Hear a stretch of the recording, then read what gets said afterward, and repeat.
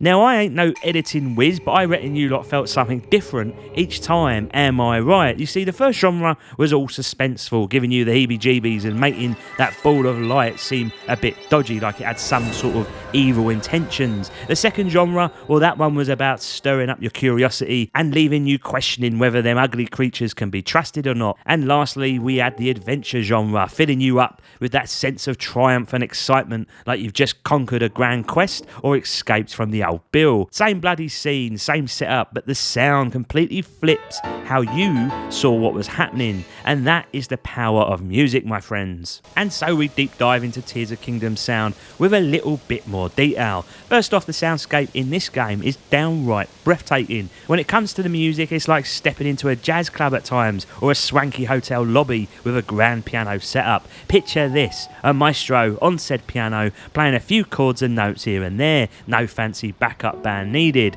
The confidence and simplicity is what really shines, and Tears of the Kingdom is so forthright in how it delivers it to you. And the game knows how to embrace silence too. It's not all about filling every second with noise, which so many bloody games do these days. Instead, there were moments of beautiful stillness that just wash over you, relaxing you to the point where you could just nod off like Sleepy Simon did that one time on his driving test. Take a gander at this little clip here in Hyrule Field. It'll give you a taste of what I'm talking about.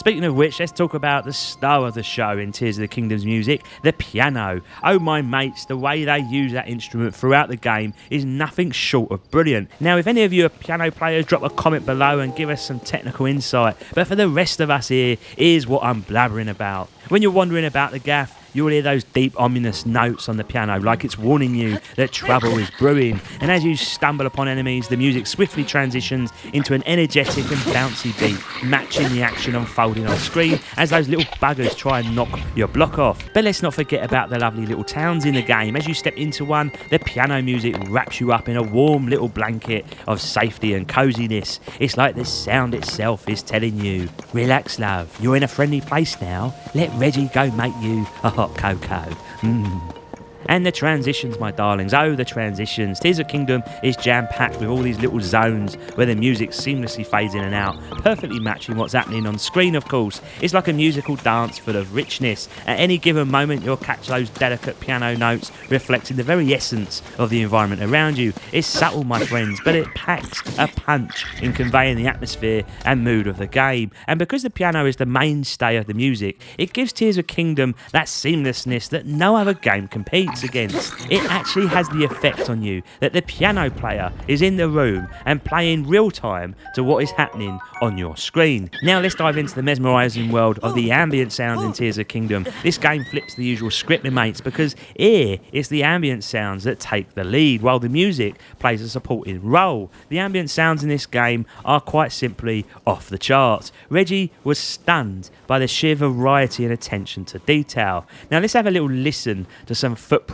to get a picture of what I mean.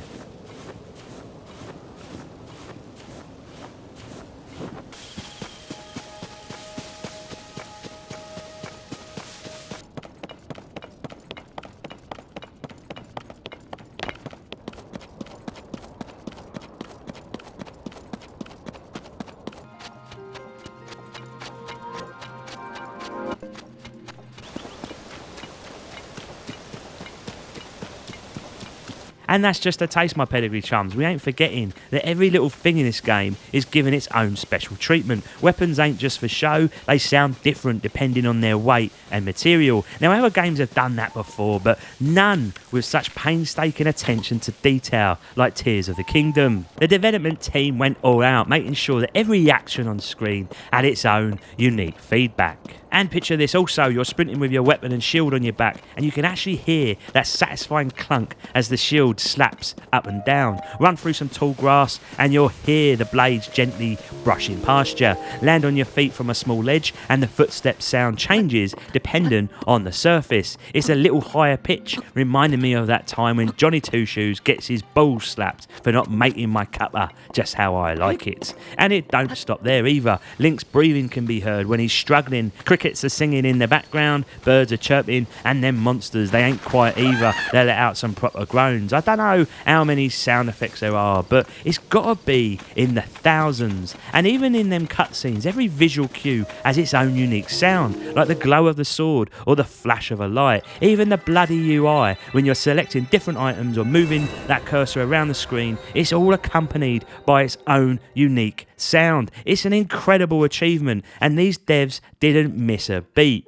So why does sound get overlooked, and why do them big shot review sites barely give it a mention when it's such a blindingly obvious feature in a game like Tears of the Kingdom? Well, I reckon it's all about priorities. I mean, these days everyone's going mad for fancy graphics and all that jazz, so the big sites like Digital Foundry, they focus on dissecting the graphical fidelity of games because that is ultimately what the masses want. They're just giving the people what they crave. But maybe, just maybe, there's room for a clever musician to step up, start a YouTube channel dedicated solely to the sound in games and why it's either amazing or a load of bollocks. Imagine that, a whole channel where someone breaks down the sound design like it's a bloody symphony. I reckon it would be a proper hit. And you know what else? I reckon reviews have changed too. Back in the day, them magazines, they used to rate every single aspect of a game, from the graphics to the sound, the features, the gameplay, the bloody lot. But now it's all about quick and flashy content. People want instant instant gratification, something that they can just watch